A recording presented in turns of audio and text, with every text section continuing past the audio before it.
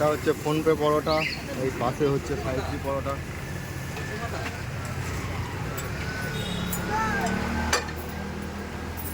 দাদা কেমন আছেন? আছি ভালো দাদা। এর আগের বারে তো এসেছিলাম, তখন দেখতে পাইনি। তবে তাও মোটামুটি দিন 15-20 আগে। সকালে না বিকালে? না না, 11টার পরে। ওটা পরে ওই সময় একটু কম থাকে ওই সময়টায়।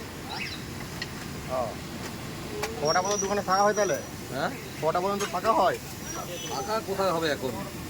এখন ওই 1টা-1:30টার পরে, পুজোর সময় তো 1টা-1:30টার পরে এখন একটু ফাঁকা।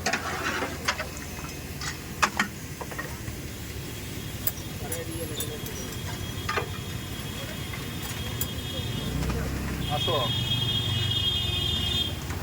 আচ্ছা, 150-3টে।